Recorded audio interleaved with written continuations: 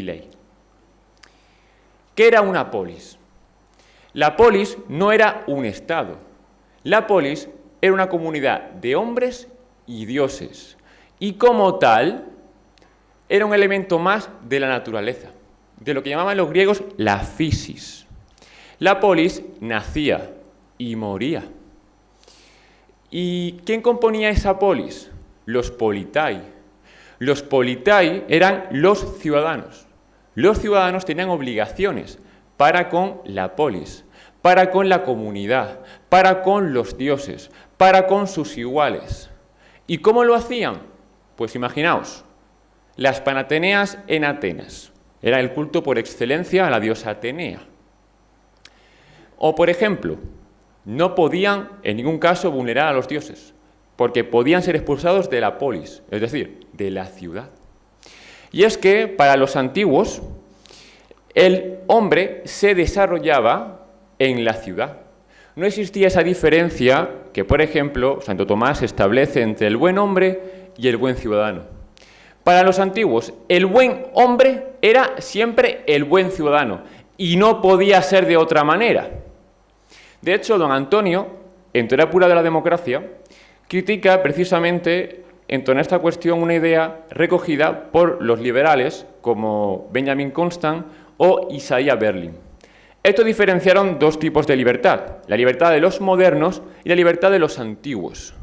¿Qué era la libertad de los antiguos? Participar en la vida política, la libertad política. Pero claro, en la antigüedad hay más cosas. No todo fue plano, las cosas evolucionan, lo hemos visto tanto con la palabra iglesia, por ejemplo. ¿Y qué libertad también podía haber? Cuando la polis cae, en el siglo IV, aparecen otras formas políticas. De hecho, por excelencia, el imperio de Alejandro Magno, por ejemplo. Y en ese contexto aparecen corrientes filosóficas, como la de los epicúreos, como la de los estoicos, como la de los seguidores de Demócrito, que abogaban por una autorrealización interior frente a la vida cívica. Es decir, para que se entienda, que hay un conflicto claro, y esto me gustaría plantearlo para que vosotros también lo podáis discutir, hasta qué punto es compatible la vida cívica como ciudadano con la vida personal, es decir, el desarrollo personal de uno mismo en la ciudad. Porque para los antiguos, quien no participaba en la polis era un idiotes, un idiota, porque no participaba. Pero luego vemos que eso cambió, ¿vale? No fue siempre igual. La polis entonces era una koinonía, unidad de lo político, lo religioso y lo moral. Pasa, porfa, Jesús. Veamos un texto del siglo VII, de un autor anónimo. Aquí se recoge el gobierno mixto. ¿Qué es el gobierno mixto? Imaginaos, las formas puras de gobierno pues son tres, ¿no? La monarquía, la aristocracia y la democracia. ¿Qué pasa? Que según Polibio, a través de Licurgo, decía, las formas degeneran. ¿Cómo evitamos que degeneren estas formas de gobierno? Las vamos a mezclar. Mezclamos la monarquía, la democracia y la aristocracia. Y nos queda lo siguiente. Leo. Ese texto es un mensaje de Apolo, el dios de la sabiduría, de la medicina, de la música, a los espartanos. De esta manera, en su templo opulento les habló Apolo, el rubio flechero, señor del arco de plata. Y dijo así, que empiecen mandando los reyes, los monarcas, a quienes honran los dioses. Fijaos la vinculación, monarcas y dioses. Y estos monarcas y dioses, ¿qué procuran? Y cuya tarea es cuidar de Esparta el amable, ese bien común clásico. Y los mayores, ojo, los mayores serán en Roma los ancianos. De hecho, el Senado romano proviene de ahí, de los ancianos, que serán indispensables para la configuración de la tradición republicana. Nacidos primero. Después, mande el pueblo. Fijaos, el pueblo. Pero después nos dice, siguiendo a su vez con rectos dictados. ¿Qué implica esto? Que el pueblo no siempre tiene rectos dictados. Esto que estamos viendo aquí, en el siglo VII a.C., continuará. De hecho, los padres fundadores de Estados Unidos despreciaban la democracia de la muchedumbre, despreciaban al pueblo. ¿Qué nos dice aquí, por ejemplo, Tucídides? ¿Puede equivocarse el pueblo? ¿El pueblo es impulsivo, ¿no?, como diría Freud? Bueno, contexto de este texto, para que lo podáis entender. Pericles. Pericles era el estratega del periodo de la democracia directa por antonomasia, en el periodo de la Pentecontecia. Es como el periodo de máximo esplendor. Cuando se habla de democracia directa, todos pensamos en Pericles. Y Pericles, pues, tenía una manera de actuar como gobernante. De hecho, ¿quién elegía a Pericles? La eclesía. ¿Y cómo le elegían a Pericles? ¿Qué hay que tener para participar en política? A ver si alguien me lo quiere decir. ¿Qué se necesita? Liderazgo, vale.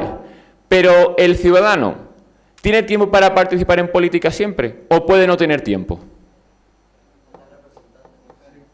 Bueno, pero en este contexto no hay representación todavía, ¿vale? Es el ciudadano.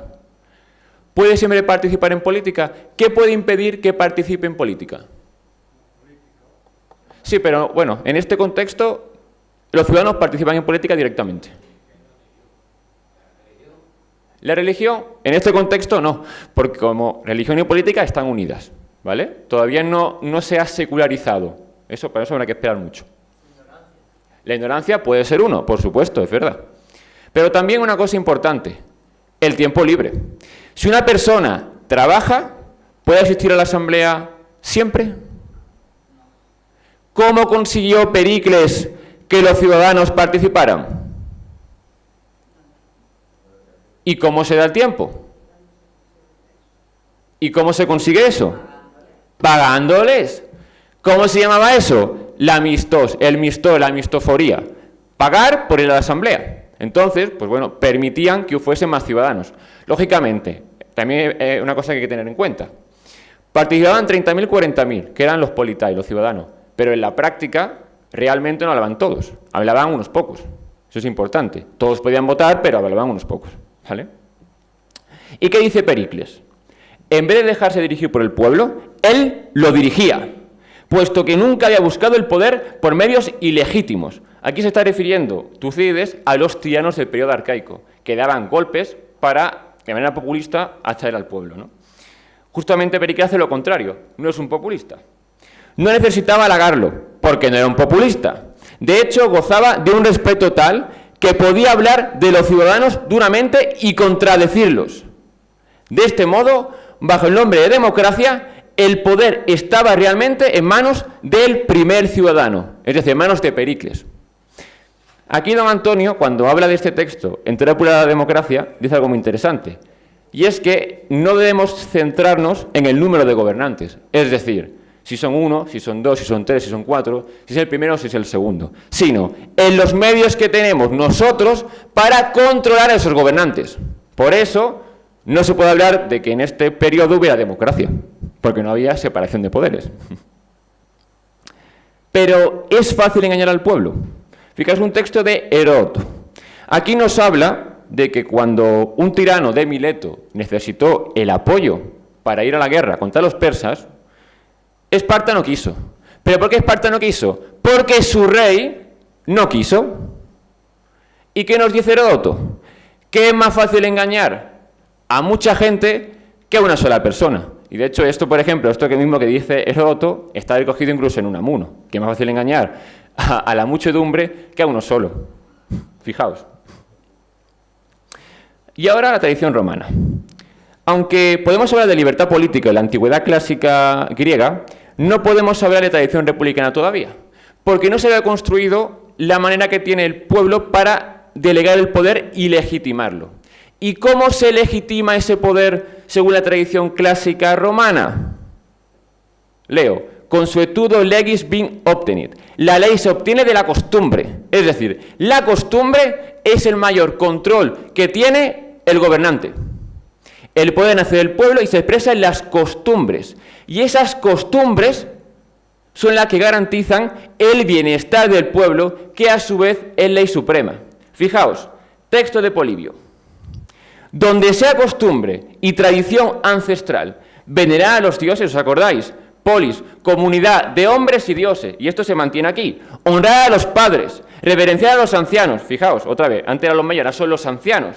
y obedecer las leyes, porque solamente hay libertad bajo la ley. Don Antonio citaba siempre una anécdota de Hamilton, que un ciudadano le preguntó, oye, ¿pero qué estáis creando? Y respondió, la república de las leyes. Pues fijaos, aquí ya está esa tradición, libertad y ley. Van de la mano y están relacionadas. De hecho, cuando Montesquieu, por ejemplo, en el espíritu de las leyes, habla de que los jueces son la boca de la ley y son solo la boca de la ley, no hacen la ley, se está refiriendo a esa tradición también, la de Polibio y Cicerón. Fijaos cómo realmente nadie inventa nada. Todo va evolucionando, porque sí que la costumbre y la tradición. Conclusión de la antigüedad, el gobernante está sometido a la ley. Eso que llamará Tomás de Aquino el régimen politicum. Régimen politicum, porque el gobernante está sometido a la ley. ¿Frente a qué? Al régimen regale, que es cuando ese gobernante es un déspota. Fijaos cómo define Isidoro de Sevilla, en el siglo VII, la ley. Dice así, Constitución del pueblo que recibió su sanción de los ancianos, otra vez los ancianos, otra vez los mayores, juntamente con el pueblo. El pueblo, los ancianos, fijamos cómo se mantiene esa tendencia desde el siglo VII a.C., en ese poema arcaico. Pero lo novedoso del medievo no es esto, porque esto no es nuevo, esto ya estaba en la antigüedad. Es la representación política. ¿Cómo nace la idea de representación política? ¿Por qué nace esa idea? Pensad un momento, ¿qué se necesita, qué tiene que nacer para que otra persona pueda representar a otra? Que no había antes.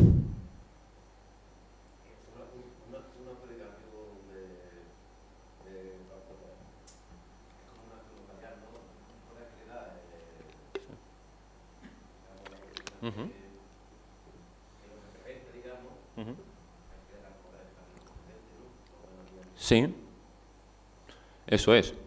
Pero esa es la explicación técnica. ¿Qué tiene que aparecer? Mirad, en la antigüedad clásica no existía la idea de persona. La idea de persona nace con el cristianismo. Es decir, la persona alimenta el cristianismo. Y la representación es hacer que una persona que está ausente se haga presente. Claro, para que exista esa idea, debe existir la idea de persona y de dignidad personal. La idea de dignidad personal es una idea cristiana. ¿Cómo define Santo Tomás la representación? Ex popularibus possum eligi principes et ad populum pertinelectio principum, que se traduce de la siguiente manera.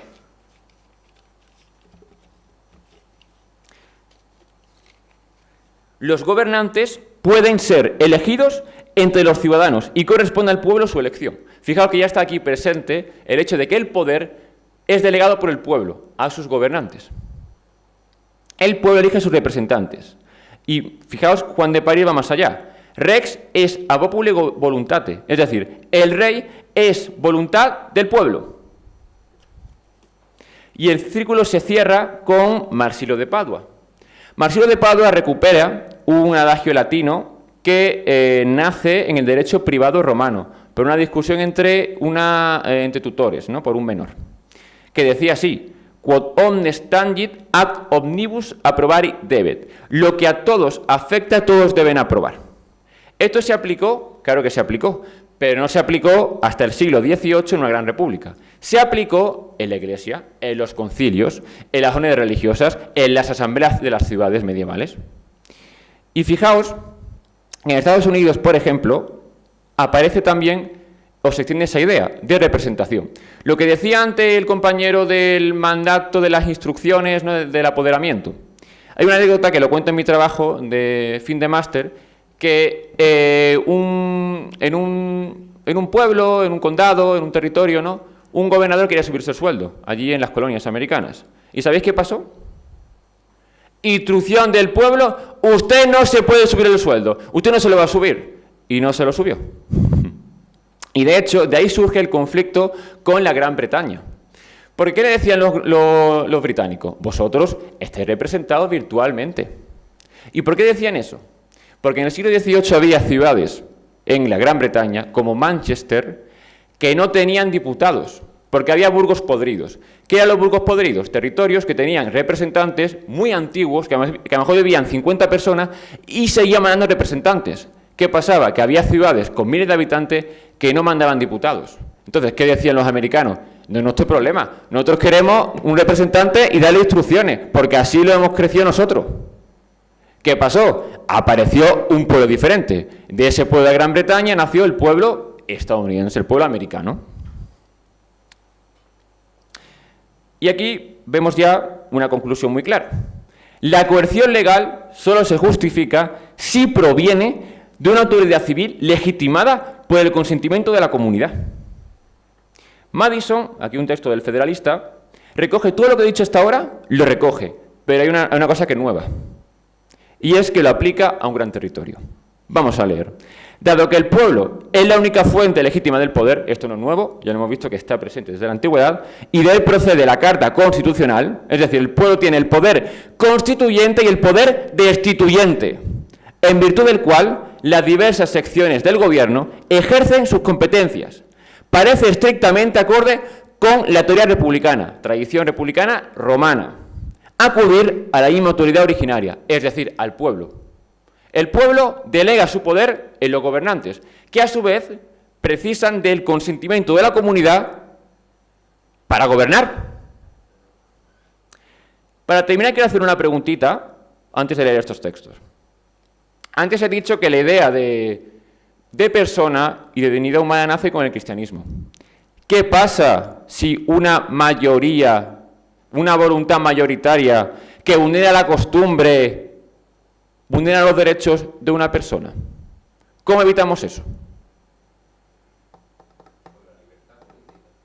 Vale, bien. ¿Alguien quiere hablar y decir algo más? Efectivamente, efectivamente. Mira qué dice Carl Friedrich.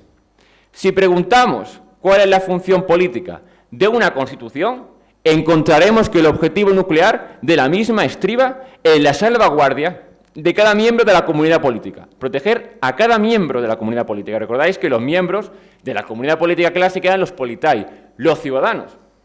En tanto que persona, que ser humano. Pero claro, aquí hablamos ya también de la persona, del que aparece con el cristianismo. La Constitución está dispuesta para proteger el yo, pues este constituye el valor primero y último. Tal preocupación con el ser, muy arraigada en las creencias cristianas, acabó por dar origen a la noción de derechos humanos. Fijaos el origen de los derechos humanos. La Constitución existe para proteger al miembro individual de la comunidad política contra las interferencias en su estado personal. Y Hayek lo complementa genial. Vaya, esto es maravilloso. La Constitución que la nueva nación americana se dio a sí misma significó definitivamente no solo la regulación del origen del poder, es decir, no solo cómo el poder se organiza, sino el fundamento de la libertad, la protección del individuo contra la coacción arbitraria. Muchas gracias.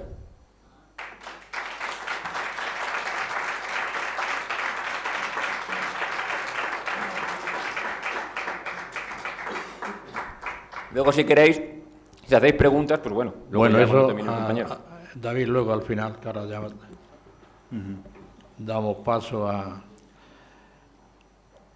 Vamos a intentar darle dinamismo a esto y voy a presentar al segundo orador. Coincidimos una vez hace 7 años en la terraza aquí en Alhama y un joven empezó a hablarme de un personaje que me dio alegría porque me estaba hablando de Trevijano. Entonces luego ya hablé yo. Digo, pues mira, por iniciativa propia, ver eso en la juventud, pues ya es agradable que alguien esté recogiendo esas teorías y puedan tomar fuerza. Ese joven tiene una licenciatura en Relaciones Laborales, es profesor de filología hispánica y también ha hecho comunicación, periodismo. Entre una cosa que quiero destacar, él entrevistó a Pepe Mujica, el que fue presidente de Uruguay. O sea, su iniciativa le llevó a cruzar el charco. Y ese joven es Ignacio Molina Benítez, que lo tengo a mi izquierda, y le doy paso para su oratoria.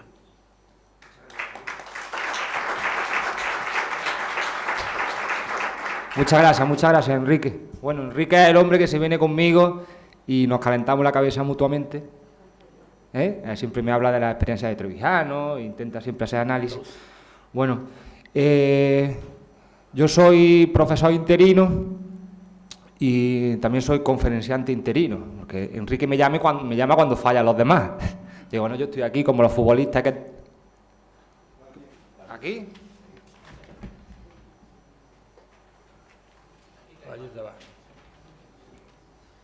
Aquí me meten más presión, ¿no? En fin, estaba diciendo que yo soy profesor interino, pero también soy conferenciante interino. Entro en el minuto 88 como los futbolistas, doy un poquito, 5 minutillos me ha dicho Enrique, digo, bueno, yo te saco las castañas. Me encargó una pequeña conferencia sobre literatura y libertad colectiva, y cuando me puse a darle vuelta, digo, bueno, ¿de qué manera podemos ligar la literatura y desde un campo desde la enseñanza de la secundaria? Y me parecía complicado. Es decir, hay una serie de obras que, bueno, la literatura nos hace reflexionar, pero entonces decidí hacer un poco más reflexión sobre el valor de la palabra. Yo cuando llego a los chavales del instituto, les digo, me dice, es que yo ya sé hablar. Digo, bueno, yo ya sé hablar.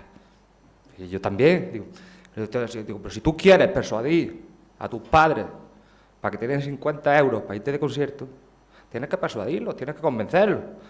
Y eso es verdad, porque no es lo mismo decir, mamá, es que son los 200 euros, y a mí no, que decirle, mira papá, estoy un poco estresado, el curso se me está haciendo largo, creo que un poco de tiempo libre me podría venir bien para mi futuro académico. Entonces tu padre te da 50 euros. Es decir, lo más práctico, el uso del valor de la palabra de una manera práctica. A mí me gusta siempre escandalizarlo un poco. Cuando llego a mi primera clase pongo la pizarra, entre comillas, o escupo en la cara. Pero hombre, y le doy 2 opciones. Digo, este verso está escrito por un rapero, por ejemplo, Aya y Pro, o por Federico García Lorca. Y dicen todos, Aya y Pro, Aya y Pro. Digo, no, este verso, o escupo en la cara, es de Federico García Lorca en Poeta en Nueva York. Y de esa manera trato de decirle que la poesía o la literatura no va sobre gacelas, sobre corazones, sobre amores, sino que es un cuchillo que corta, que puede hacer daño, que puede romper. Otro de los poetas que utilizo mucho, que es muy escatológico, es Leopoldo María Panero. Leopoldo María Panero, hijo de Panero, poeta de la dictadura, poeta súper controvertido, y entonces utiliza, bueno, pues palabras bastante desagradables. Sin embargo, me gano la atención de ellos, porque de repente ven que de pasar de una lista de poetas y de libros pasamos a algo que no se esperan, se unen al cable, ¿no? Entonces, vamos a continuar por este valor de la palabra. Otro de los versos que intento utilizar mucho en los principios de las clases es: el gobierno ha cerrado las tiendas del perfume, que es también de Lorca, poeta de Nueva York, de tal manera que podemos, a través de un verso, llegar a una realidad más profunda. Esto me lleva a mi propia experiencia con la divulgación de la libertad colectiva. Yo cuando conocí la historia de Adolfo Antonio, vi que era Dalame, además, me motivé muchísimo, y iba por la calle, casi, en busca de la pugna.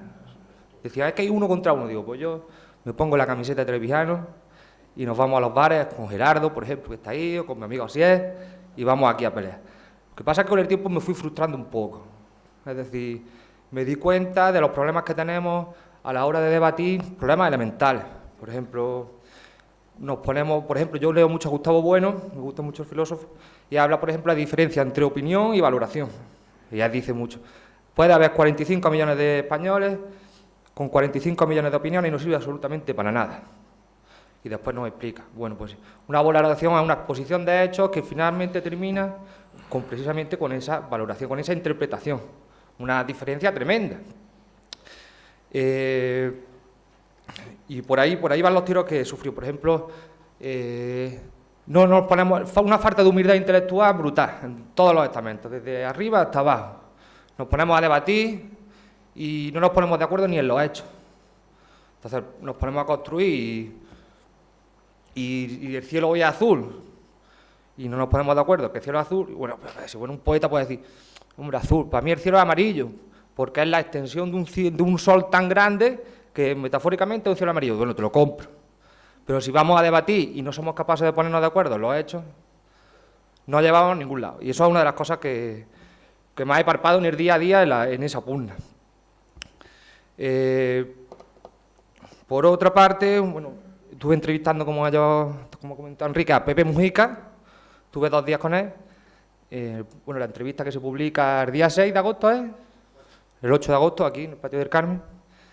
Y hubo una serie de cosas interesantes, pero Pepe Mujica para mí es un ejemplo de autoridad, idealizado desde España o desde Europa, bastante. Cuando tú estás allí, yo escribí un libro, una novela, sobre 2 personajes que tratan de entrevistarlo, de hecho, es de autoficción, y investigando me di cuenta de que era muy, muy criticado en Uruguay.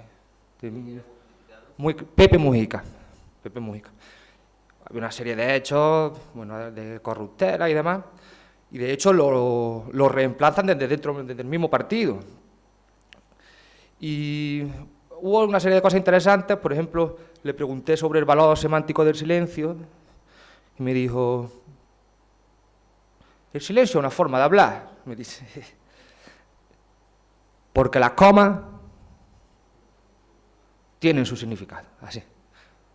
Pepe Mujica usa unos silencios muy largos y después me dice que en realidad el silencio nos ayuda a recepcionar. Estamos acostumbrados mucho a decir lo que pensamos, pero no a pensar lo que decimos. Por tanto, además de esto, se lo usa, nos pasa que pretendemos siempre ser originales. Estamos hablando, estamos teniendo un debate y queremos introducirnos, queremos comentar, entonces lo que nos pasa constantemente a todos es que no escuchamos, estamos constantemente construyendo lo que vamos a decir. También me dijo, le pregunté sobre, dije, ¿la razón ha bajado a segunda división? Me dijo, sí, vivimos en tiempos en los que la emoción precede a la razón.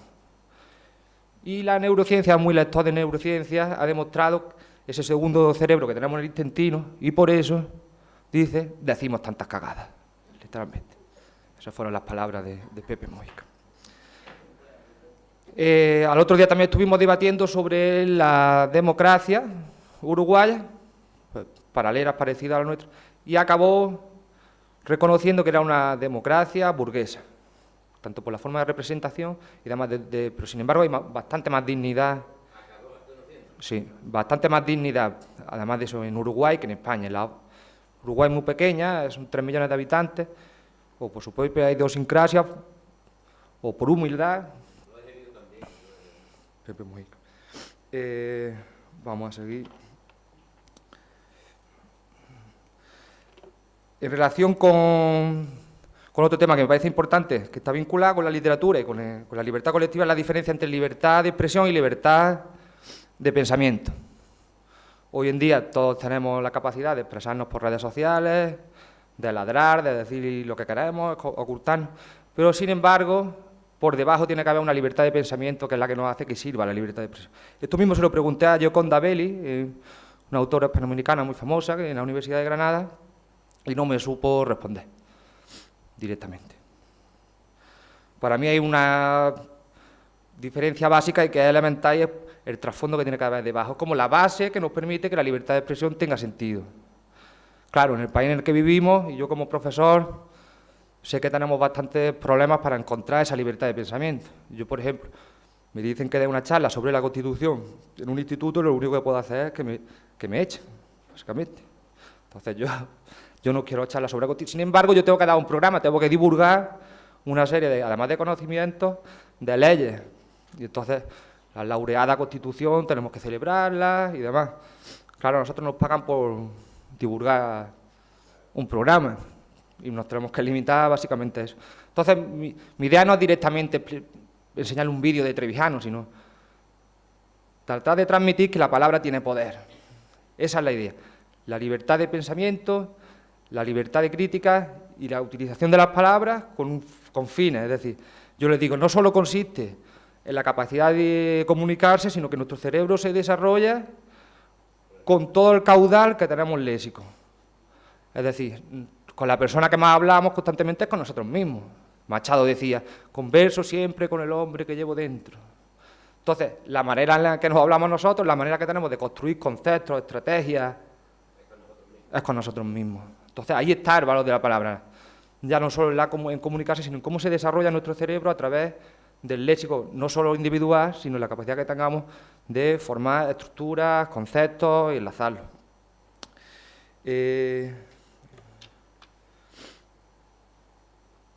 Y poco más. Yo, casi ya para despedirme, digo, ¿sí?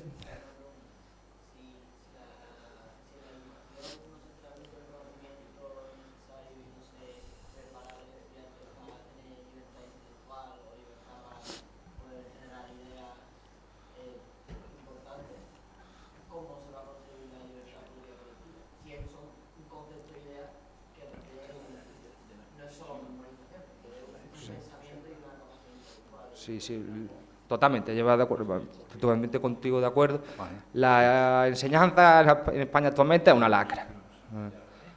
Es una lacra y que los profesores, yo digo que soy proletario de la educación o de la enseñanza, mejor dicho, porque...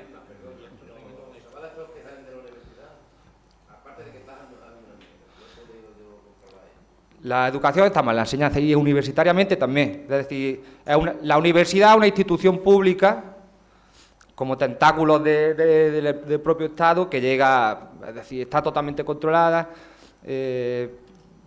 Los chavales llegan jóvenes, más formados y bastante mal. Yo he tenido la experiencia de hacer 3 carreras y he sido ese joven también mal estudiante. Y conforme fui haciendo carreras, que mi familia me lo permitió, me fui encontrando también por la edad. Pero es verdad que como está organizado las carreras que yo he hecho, repetitivas, casadas con cierta ideología, por ejemplo ahora con el feminismo, más... Dime.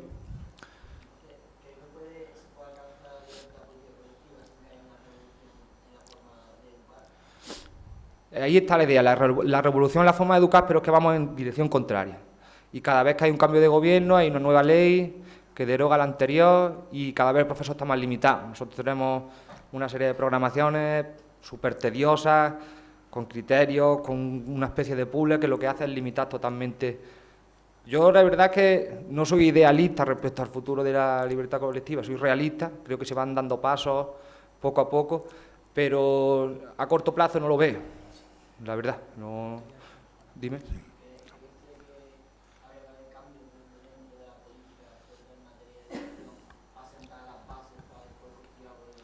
Pero eso es que va contra los propios principios del sistema, es decir, lo tenemos bastante complicado, así es.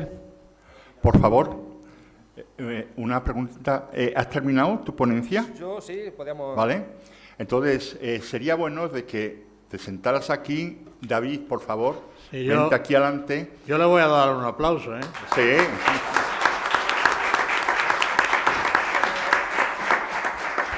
Y ahora sí que es el tiempo de preguntas. Creo que hay por ahí un micrófono. Y por favor, si queréis hacer una pregunta, levantaros y hacerla. Y entonces los ponentes y entre nosotros podremos dar una contestación, una respuesta. Bueno, yo voy a romper un poco el hielo, pero no es con una pregunta, es poner una gotita en esto de la literatura y don Antonio García Trevijano. Y es en relación al Mercader de Venecia de Shakespeare, que se saca un párrafo donde dice que si los puestos y los cargos no se dieran por corrupción, se dieran por capacidad y mérito, dice cuánta gente desnuda habría vestida y cuánta gente con poder estaría sirviendo. Aprovecho esa perlita. Ahora, preguntar, porque sin querer, a lo mejor hemos interrumpido, y habéis entrado en las preguntas, digo, bueno, seguimos, pero no os cortéis. Bueno, hemos olvidado, por eso vas a hacer la pregunta esta. ¿Qué opina José Mujica sobre la teoría esta de don Antonio García Trevijano? Y sobre la libertad política, más que nada. Yo no le pregunté específicamente sobre este tema, pero sí que sé que está muy vinculado con la izquierda más extrema, digamos, española. Siempre sí me habló de Zapatero, tiene buena relación con... Pero yo creo que ese hombre está más pegado por el tema de la desigualdad, igualdad, lo que es la izquierda, lo que ha seguido siempre la izquierda. Sí, es de izquierda. a veces de una izquierda aparatosa o aparente, como se pudo demostrar en su... Es verdad que en su legislatura legalizó la marihuana, avanzaron en materias sociales mucho, el matrimonio homosexual, y fue muy celebrado por eso, pero en otras materias fue un auténtico desastre, en realidad. Ya os digo que lo sustituyeron su propio partido. Lo que pasa es que ha sido una figura que ha trascendido, que es el ejemplo que nos puede dar por la austeridad. Una persona muy humilde, donaba el 60 o 70% de su sueldo, y es un ejemplo, por ejemplo, que yo lo haya podido entrevistar. Sería imposible que me recibiera, no sé, Zapatero o Rajoy, es que no podría ni acercarme. Y allí llega y hay dos muchachos en la puerta, verdad que no te dejan pasar, pero totalmente distintos. Viven en un cortijo en unas condiciones peores que las de cualquiera de nosotros, vamos. Y el último día me fui y cogí el tractor, vamos, que lo tengo grabado cogiendo el tractor y haciendo cosas. Y que totalmente no estamos acostumbrados a ver a un presidente de un gobierno así, por eso nos llama la atención. ¿Así iba a preguntar? Sí. Bueno, y que no es solamente preguntas, queréis decir alguna opinión, algún pensamiento o queréis aportar algo, que no se trata solo de preguntar. Yo tengo una duda sobre el tema educativo en la escuela, a ver de qué manera se podía proyectar ese pensamiento a los chavales, porque claro, si el director lo quiere y los demás lo quieren. Ese puntillo lo quería tocar yo ahora un poco.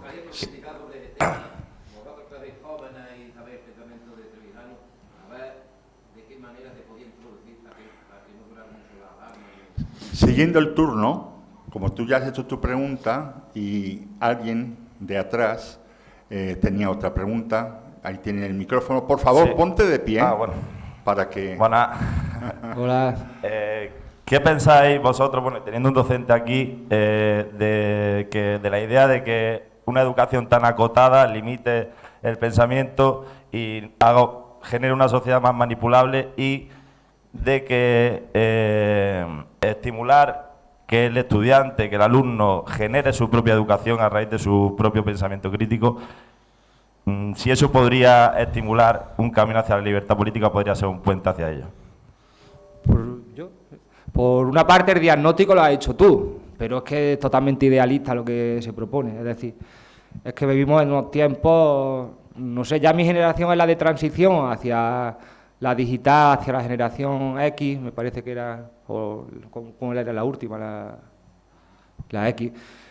Yo no lo veo, la verdad, posible. Es organizándole, a no ser que un hijo de Trevijano fichara por el Madrid,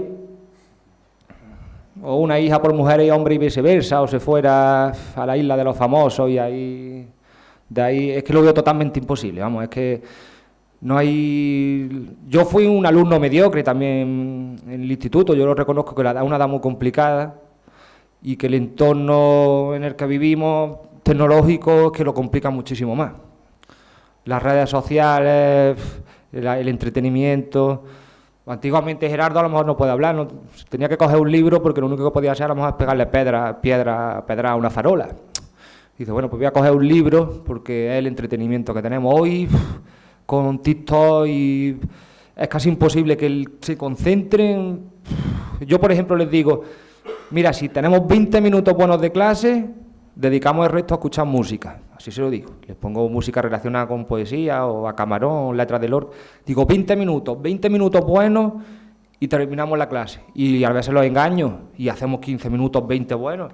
Pero es totalmente imposible que un alumno se autoforme hoy en día. No sé.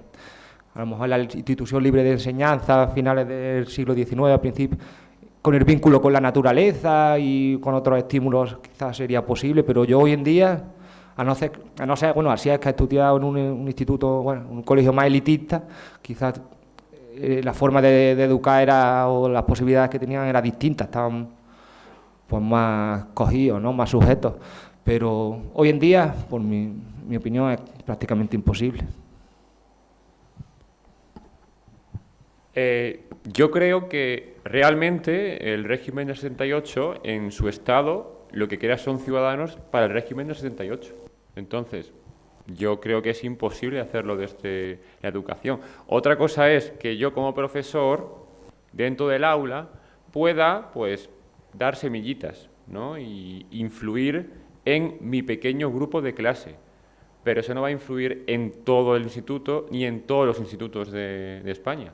Y aparte, realmente, aunque sea público o privado, la ley educativa es la misma para todos, públicos, privados y concertados. Entonces, todos siguen los mismos criterios de evaluación, los mismos saberes básicos y la misma historia. Entonces, y todos siguen la Agenda 2030. Entonces, yo creo que no...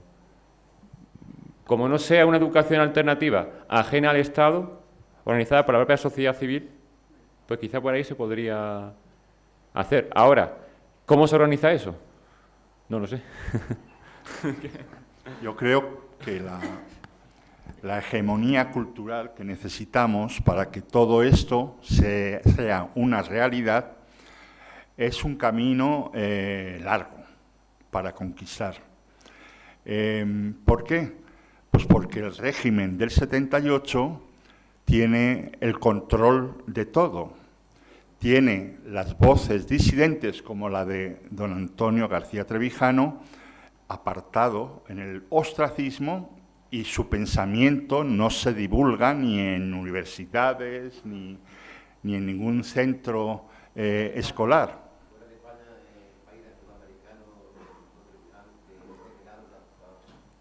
Así es. O sea que, ¿cómo uno puede darse cuenta y abrir los ojos a una realidad que te están tapando los medios de comunicación, que lo único que hacen es desinformar y construir un relato que a ellos les conviene para controlar y que la gente no piense? Entonces, para eso hay un espacio de libertad todavía en Internet, que verdaderamente uno puede ir a YouTube y puede encontrarse conferencias de Antonio García Trevijano, y es ahí donde, en mi caso, por ejemplo, yo desperté a esta realidad, porque yo conocía a Trevijano cuando salía en el programa de La Clave de José Luis Balbín, y bueno, me cuestioné algunas cosas, pero precisamente fue a raíz de la pandemia, cuando nos encerraron a todos. Yo me quedé perplejo, como muchos ciudadanos, que esto no funcionaba, por qué este sistema podía hacer lo que estaba haciendo y no había ningún límite, ningún control para que el ciudadano se defendiera de él. Y fue precisamente que navegando y buscando respuestas a preguntas que yo me hacía, que me topé con Trevijano. Y de esa manera entendí, o sea, estuve toda la pandemia viendo conferencias, charlas de don Antonio Trevijano. Después surgieron otros canales, como el canal de Rubén Gisbert, que empezó a escuchar un relato totalmente diferente al que me habían contado durante tantos años atrás. Así que bueno, ese es el camino, o sea, es hacer que se divulgue el pensamiento de Trevijano, y esa responsabilidad tiene que ser de cada uno de nosotros. Si verdaderamente nosotros hemos despertado a esta realidad, una persona despierta es la que tiene que transmitir todo esto. Perdona. Hola. No, yo la pregunta era que, según la idea de don Antonio, yo me pregunto, estaba en contra prácticamente del sistema que había, de todos los partidos políticos. No estaba de acuerdo con la Constitución. Me acuerdo un debate con Anguita, estuve viendo por YouTube, efectivamente, donde decía Julián Anguita que la Constitución, claro, que tenía sus fallas, pero que se iría materializando, se iría desarrollando. Y Trevijano le contestó, Pero si es que es imposible que entre más se desarrolle, es peor todavía. Entonces, la pregunta es por qué todas esas ideas no se han podido materializar, digamos, en un partido político, en una fuerza. Porque para cambiar un sistema, ¿cómo se puede cambiar el sistema que tenemos actualmente?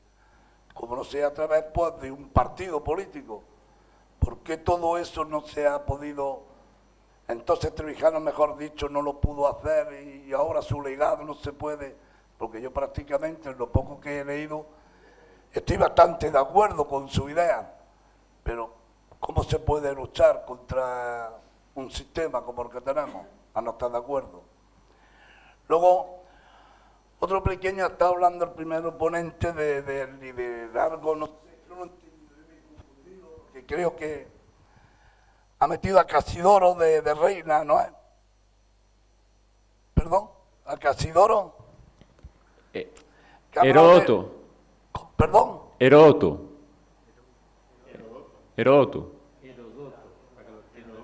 Ah, Heródoto. Ah, perdón, yo iba entendido Casidoro, está hablando de la iglesia, que efectivamente la iglesia, el liderazgo, estaban los ancianos. Y es que hay, San Isidoro. efectivamente, Casidoro de Es reina. que, ¿sabes lo que ha pasado? Que Es que, perdón, que se me tradujo pasó la- decirle a Jesús que pasara las presentaciones. Entonces, yo he estado siguiendo la presentación, pero no habéis visto los textos. Es que Es que ahí me he confundido un poco, digo, porque Casidoro de Reina y Cipriano de Valera, los que tradujeron no la Biblia del griego al español, la que sacó la de 1960, entonces, efectivamente, iglesia significa una asamblea llamada hacia afuera, había unos liderazgos también, los ancianos, obispos y todo esto, y ahí me perdí un poco, diciendo, bueno, ¿qué tiene, digamos, que ver esto con lo de Trevijano? Perdón por mi ignorancia, si puede aclarar un poco qué significado tiene todo eso. Claro, mire, yo he querido empezar esta exposición haciendo una analogía a través de esta imagen, ¿vale? Esto es una iglesia. Como es muy cercana a vosotros, dije, mira, pongo una iglesia y aprovecho que iglesia proviene de eclesía para introducir la antigüedad clásica. ¿Qué inventa los griegos? La libertad política.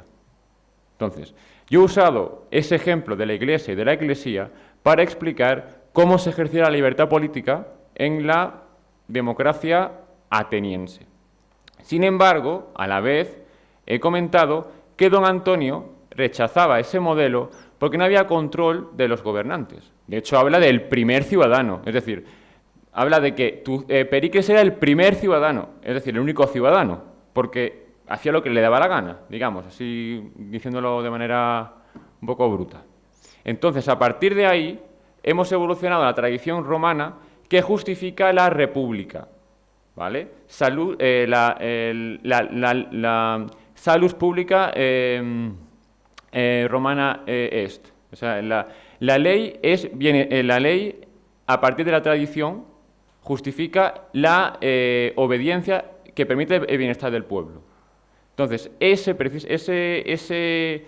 ese modelo republicano de la ley y la libertad fue el que los padres fundadores utilizan para justificar su gran república en un gran territorio, porque Montesquieu también rechazaba que fuese posible una república en un gran territorio. Claro, que ellos demostraron que sí era posible. Entonces, lo que se trata es de ver en esos textos clásicos, cómo ellos toman esos textos para, a través de la acción política, justificar su acción política. Y que realmente no inventan nada, sino que recogen la tradición. De hecho, por ejemplo, cuando hablo de la costumbre, ¿por qué digo la costumbre? Porque precisamente los franceses, ¿cómo justificaban ellos su revolución? Por las abstracciones. Las abstracciones teóricas están al margen de las costumbres, porque dependen de la voluntad individual o colectiva de un grupo. En cambio, los americanos decían, no, nosotros somos prácticos. Hemos tenido esto toda la vida. Pues a partir de esto construimos nuestra república. Esa es la diferencia. Me voy a tomar la libertad de contestar a la pregunta que has hecho antes sobre el tema del partido. Por favor, ponte aquí delante para que... ¿Me grabas ahí o no? No, no, si me graba esta cámara, tranquilo. Antes de las exposiciones que se han hecho, se ha dicho que para que nos entendamos tenemos que reconocer ciertos hechos, porque si no nos ponemos de acuerdo en ciertos hechos, no podemos avanzar en ninguna dirección. Antonio García Trevijano dedicó toda su vida a estudiar hechos. Él tiene una teoría pura de la República, pero como bien han dicho en la exposición, ha sido basada en el estudio de lo que ha pasado en toda la historia y cómo se ha reflejado en realidad la lucha de poderes y cómo se han presentado las diferentes formas de gobierno y de Estado y en general cómo se desarrolla el poder. Según Antonio García Trevijano, en España nunca hemos vivido en democracia.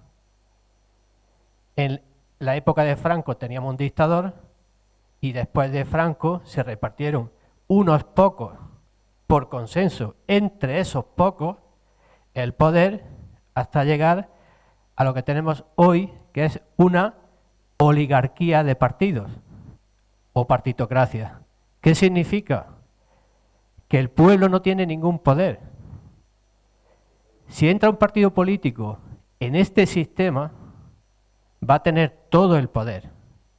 Haga lo que haga, no va a ser voluntad del pueblo.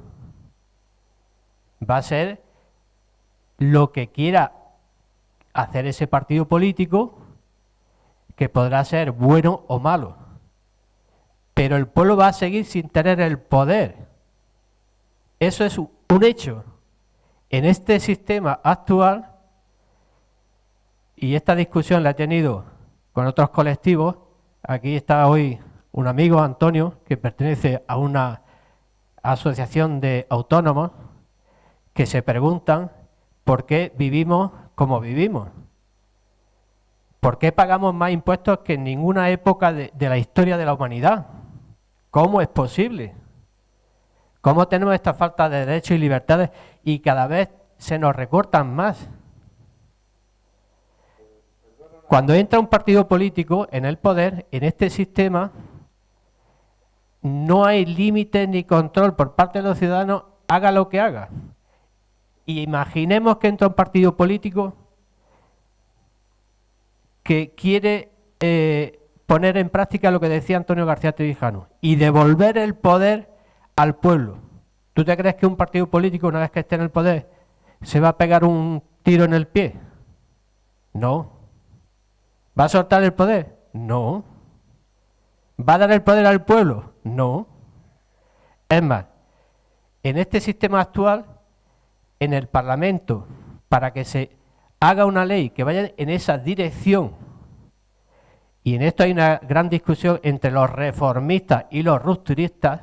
Nosotros somos rupturistas, queremos romper este sistema porque cuando tú estás enfermo necesitas curarte y no curarte a medias, o te curas o no te curas.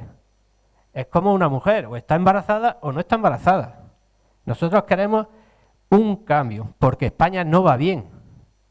Entonces, en el actual sistema, para que ese hipotético partido que acepta la idea de Antonio García Trevijano y quiere devolver el poder al pueblo, necesita tener una mayoría absoluta de más de 3/5 partes para que sus propuestas en el Parlamento, como tiene más de las 3/5 partes en las decisiones importantes que implican cambiar la Constitución en la dirección que nosotros decimos, eso es prácticamente imposible.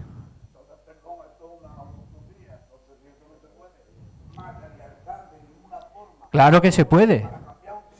Claro que se puede. Claro que se puede. Claro que se puede. Hay varias, perdón, hay varias manos que se han levantado. Termina la pregunta. Termino. En la página web de la Junta Democrática hay, bueno, habría que buscarlo, pero hay una publicación de 14 hechos relevantes en la historia que han demostrado que la sociedad civil puede destituir, igual que constituye un régimen, puede destituir a un régimen. No votando, y cuando seamos mayoría, y por eso es importante la hegemonía cultural. Lo que estamos haciendo aquí no es solamente dar un homenaje a Antonio García Trevijano. Lo que estamos aquí es haciendo una acción civil. Es decir, queremos un cambio, ser parte activa de ese cambio. Y, como digo, hay 14 hechos relevantes donde se ha demostrado en la historia que la sociedad civil puede quitar el poder a los que lo tienen de manera ilegítima.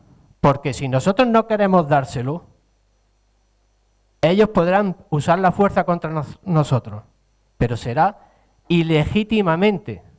Entonces tenemos que ser la mayoría de ciudadanos, más del 50%, que dejemos de votar y de legitimar a los que nos están oprimiendo. Para empezar. Y luego hacer las acciones que se han demostrado en muchas ocasiones, como digo, para provocar el cambio. Bueno, aquí hay otras preguntas. A ver, creo que... Sí, creo que Belén, ¿no? Fue la primera y luego... Bueno, luego. a ver, yo solo un comentario para plagiar un poquito, o plagiar, perdón, qué palabra, no me viene, es que me pongo nerviosa cuando me hace una intervención. Por ese sentimiento derrotista, tú eres más joven que yo, bastante, que yo también tengo de vez en cuando, el que está diciendo él, eso es una utopía. Yo he vivido muy de cerca la parte de una docente que se ha enfrentado al adoctrinamiento que tenemos de toda la vida. Primero era el de un régimen y ahora es el de otro, desde el año 78. Es muy duro desde... Yo soy funcionaria también y trabajo con niños en una biblioteca, ni más ni menos. Es muy duro enfrentarse e intentar desde dentro hacer lo que tú dices que no se puede. Esa persona bueno, y también lo he vivido mucho más de cerca por parte de un alumno, con pensamiento crítico. Con pensamiento crítico, con mucho don de palabra, con una inteligencia bastante... Y que ha sido expulsado, castigado, partes. Bueno, la docente se ha jubilado y el alumno ha sacado la educación secundaria obligatoria, que no va a seguir estudiando, lógicamente. Es cierto que ha sido duro, es cierto que ante eso dices no se puede hacer nada, ¿no? Porque se ven solos. Pero mira, los dos tienen la satisfacción de que han vivido de acuerdo a su pensamiento, de acuerdo a sus principios. Y esas son las semillas de las que estamos hablando aquí, las semillas de la hegemonía cultural. Nos creemos... Mira, yo estoy en una biblioteca, en cuanto yo he tenido la posibilidad, estoy aquí, ¿vale? Aunque sea la que más trabaje, aunque el resto de compañeros de funcionarios, yo sea una oveja negra porque trabajo y porque amo mi trabajo, y eso no lo soportan, la envidia de la que hablábamos en la visita guiada. Pero esas semillas, aunque de verdad que yo también tengo ese sentimiento, tú dices, no lo voy a ver. Bueno, a lo mejor no lo veo, pero me voy a ir sabiendo que he puesto una semilla. Y con la satisfacción de que si no lo veo, va a dejar de ser utopía. Yo casi que no creo en la utopía. Yo creo que todo lo que se sueña se consigue. Y un ejemplo de lo que estamos hablando ha sido en la Vega Mestanza, no sé si conocéis el caso, se ha conseguido paralizar la construcción de una depuradora y lo ha conseguido la población civil y 4 gatos enfrentados a Policía Nacional. Ha sido un paso, no se ha ganado la guerra, se ha ganado una batalla, pero lo que quería era una lanza para evitar a favor del no derrotismo, ¿vale? Del que tú como docente el otro como alumno, el otro como agricultor, el otro... Yo he llegado a comprar libros cuando he podido, he tenido la posibilidad. Entonces no conocía a Trevijano, bueno, no lo conocía de la clave. Yo era muy niña, me quedaba dormida viendo la película que ponían antes y cuando me despertaba, yo estaba escuchando a Trevijano, Anguita y tal. Era muy niña, no, pero a mí se me quedaba aquello, que dicen que durmiendo se quedan muchos conceptos. ¿Vale? Y bueno, que no me enrollo más, que se puede conseguir. Yo he comprado libros, eso es lo que quería decir. Cuando he tenido posibilidad de comprar libros, entonces no conocía a Trevijano bien. Y yo he comprado libros en contra, en un ayuntamiento, de quien me ha dado la gana. Escúchame, no lo ha sacado nadie después, pero yo lo he ido, lo he comprado y lo he metido en la biblioteca, enfrentándome, es que me da igual. Es que me da igual, y le hablo con la misma educación a la limpiadora y al alcalde. Y si me encuentro al alcalde o al político o a quien me encuentre, le voy a hablar con la misma educación, pero la semillita. En el día a día, todos los que estamos aquí podemos plantar esa semilla, que parece poca, que es verdad que los árboles tardan mucho en crecer. Pero bueno, quién sabe. Sí, vale, a ver, yo no soy derrotista, porque si no, no estaría aquí. Soy, dentro de la filosofía, materialista y realista, que es una cosa totalmente distinta. Es decir, no creo en idealismo. Y claro que se puede suceder incluso antes de lo que podamos pensar, sobre todo si hay una crisis. Cuanto más grande sea la crisis, cuanto peor lo pase el pueblo, más posibilidades tenemos. Las grandes revoluciones siempre vienen dadas en las grandes crisis. Entonces, si la DANA pasara todas las semanas, y si todos los problemas fueran así, la gente iba a ir levantando sus conciencias, pero fijaros lo que tiene que pasar según el entorno, según la realidad en la que vivimos, intelectual, medios de comunicación y demás, para que pueda suceder. Nosotros, claro, que hacemos, semilla a semilla y, ya te digo, cerveza a cerveza con el que me cruzo en un bar, ya te digo, pero soy realista, materialista, no derrotista. Una pregunta, solamente una cosa. Solamente hay tiempo para una pregunta más y después iremos a la exposición para ver la exposición que se llama Pensamiento y Acción de Trevijano. Es muy importante para conseguir la hegemonía cultural que estamos hablando, es despertar conciencias. Eso es sumamente importante. El ciudadano sanante puede hacer dos cosas: o estar dormido o indignarse por lo que está pasando. Pero como decía Trevijano, el indignado desconoce el origen de su indignación. Y eso es lo que le pasa hoy en día a la sociedad española. Desconoce la indignación, o sea, desconoce el origen de dónde viene su indignación. Y el origen no es más ni menos que este régimen que surgió tras la muerte de Franco, que le denominamos el régimen del 78. Una constitución que no es una constitución, donde esa constitución no fue redactada de abajo hacia arriba, sino de arriba hacia abajo por las élites franquistas unidas al Estado, entre cuatro, ¿vale? Entonces, solamente una pregunta y una respuesta y terminamos, ¿vale? Vale. Bueno, hay una cosa que a mí me llama mucho la atención cuando me pongo a ver la tele o cuando hablo con la gente y tal. Y es, porque es que yo el otro día escuchando la radio, no sé si era la COPE o alguna radio importante, vamos, escuché hablar que, bueno, Pedro Sánchez pacta una medida legislativa con Yolanda Díaz. O escucho, por ejemplo, mayoría política en el Constitucional. Entonces, cuando en los mismos medios de comunicación, sin ningún tipo de máscara, se está diciendo directamente que no hay ningún tipo de separación de poderes. Cuando tú ves un debate en la televisión, que están financiados al final por los partidos, ¿no? y ellos mismos por el Estado, ves que en la misma gente hay una confusión absoluta, propagada un poco por el régimen, ¿no? Para toda esta ignorancia colectiva acerca de lo que es la democracia, acerca de las mismas primarias, ¿no? En los partidos políticos. Se habla de la democracia como un concepto totalmente indefinido, que cada uno tiene su propia idea, versión, que engaña a la gente. las primarias, que se habla de la democratización de los partidos, dándole como una facultad que ni siquiera tiene la sociedad civil, ¿no?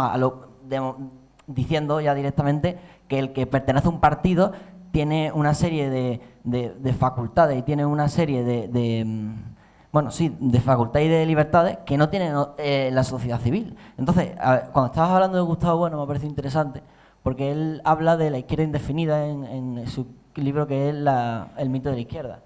Y yo creo que realmente es verdad que hay una izquierda indefinida, todo el tema de la ONG, los derechos humanos, ¿no? No es una izquierda tan estructurada política y económicamente como puede ser el marxismo, pero creo que está ocurriendo lo mismo con la democracia.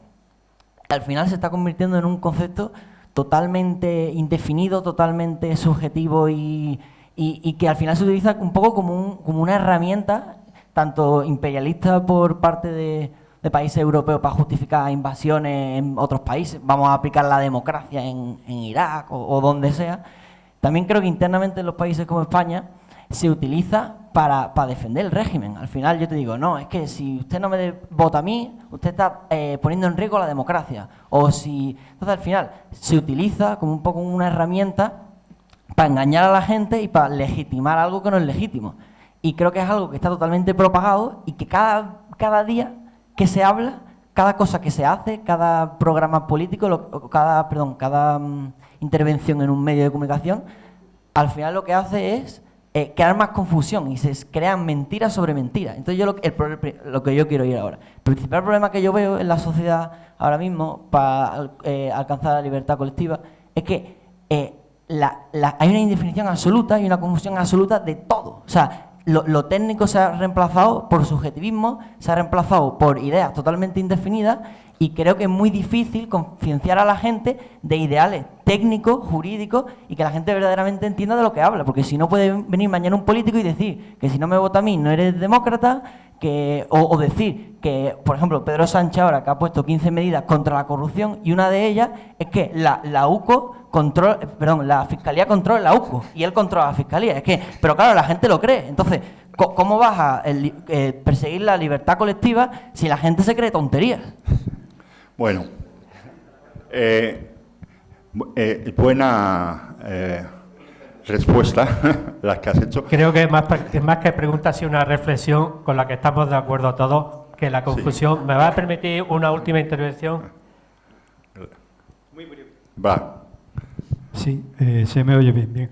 Lo primero, felicitar al Ayuntamiento por la acción de esta presentación o el homenaje a este señor, a Antonio García Trevijano. He de confesar que no conozco la labor, no voy a engañar, pero sí seguramente que desde un futuro movimiento social seguro que va a tener un valor tremendo el que de nuevo se inicie ese legado, esa labor que no debía de haber muerto nunca y seguramente sigue en marcha, pero es más necesario que siga en marcha esa acción para que realmente el movimiento social, la gente, el pueblo, sea el que gobierne, aunque suene muy raro y muy difícil.